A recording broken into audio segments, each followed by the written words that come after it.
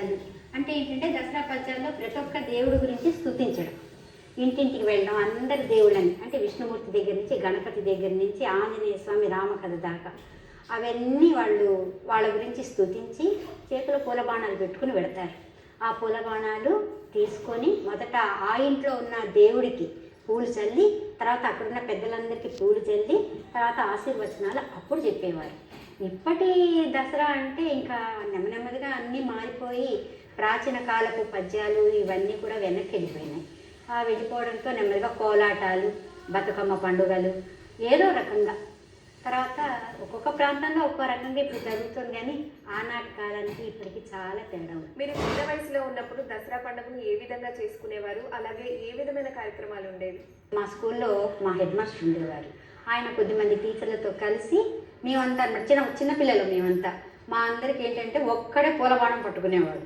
వాడి వెనకాల మేమందరం వెళ్ళిపోయి ఒక్కొక్క ఇంట్లో వెళ్ళేవాళ్ళం. వాళ్ళు పిలిచేవారు ఇండవాళ్ళు, మా ఇంటికి రండి దసరా పద్యాలు పాడండి అని. ఎందుకంటే ఆ ఇంట్లో ఉన్న దేవుళ్ళందరినీ మనం స్తుతించి అంటే ఆ ఇంటికి మేలు జరుగుతుంది.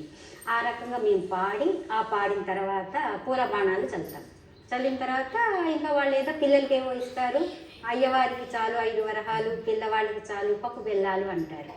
సరే ఇంకా అయ్యవారికి ఆ రకంగా ఆ కాలంలో ఏంటంటే బడి అంటే పాఠశాల అభివృద్ధికి, తర్వాత బడి పంతులకి అప్పుడు జీతాలు ఉండేవి కావు.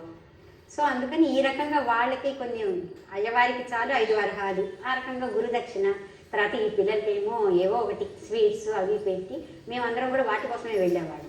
వెళ్ళి అయిపోగానే పూల బాణాలు చల్లుకుంటూ ఆనందంగా వచ్చేవాడు. అసలు ఈ పూల బాణాలు అనే కాన్సెప్ట్ చాలా మందికి దసరా పండుగకి ఏంటి అనేది చాలా మందికి తెలియదు. దీని నుంచి వివరిస్తారా మేడం?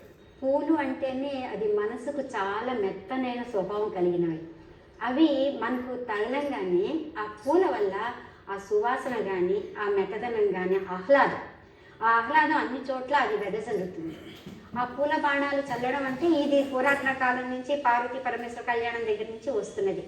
ఈ పూల బాణం మనిషిలో ఉన్నటువంటి ఒక క్రోధ గుణం కానీ ఏదైనా సరే దాన్ని చంపేసి ఒక మంచి గుణాన్ని పూలు ఎలా పుష్పిస్తాయో ఆ రకంగా మనుషుల్లో ఒక మంచితనం బయటకు వస్తుంది అన్నమాట. ఆ రకంగా పూల బాణాలు చల్లేవారు.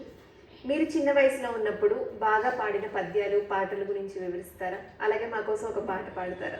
ధరసింహాసనమై నభంబు గొడుగే తద్దేవతల్ భృత్యులై వరుసన్ని గణరాజ సంభు నిజమై వర్ధిల్లు నారాయణ జయ విజయీ భవ, జయ దిగ్విజయీ భవ. దీనికంటే ముందు గణపతికి పాడేవాడు. వెనక వేముల తోట, కనక పళ్ళు, కాముని రూపు, మేఘాశంకు, మెత్తని గోళ్ళు, తెల్లని గుడిలో నల్లని వినాయకుని 4 చేతులకు నమస్కారం అయ్యా. ఇలా చిన్న అటుకులు కొబ్బరి పలుకులు అనుకుంటూ మొదట చిన్న ప్రార్థనా గీతాలు.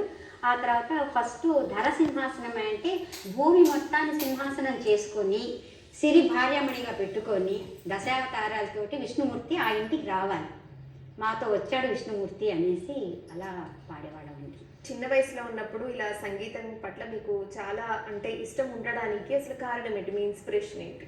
మా అమ్మ నాన్న కూడా సంగీతం మీద మంచి మక్కువ ఉన్నవాళ్ళు. మా నాన్నగారు నన్ను సంగీత కుటుంబానికే ఇచ్చారు. మీరు ఏ వయసు నుంచి సంగీతం నేర్చుకున్నారు? నేను BA నుంచి నేర్చుకున్నానండి. అంటే కాస్త 21 ఇయర్స్ 1890 BAలో ఉండగా మా ఇంటికి పాపయ్య శాస్త్రి గారు వచ్చేవారు. మా నాన్న నెమ్మదిగా సంగీతం నేర్పేవారు. తర్వాత మా మామగారు వాళ్ళు కూడా సంగీత కుటుంబం వాళ్ళు. సరే సంగీత కుటుంబానికి ఇవ్వడంతో అది కంటిన్యూ అయిపోయింది. నింగి నేల నాదే కార్యక్రమంలో ఇప్పుడు ఒక చిన్న విరామం.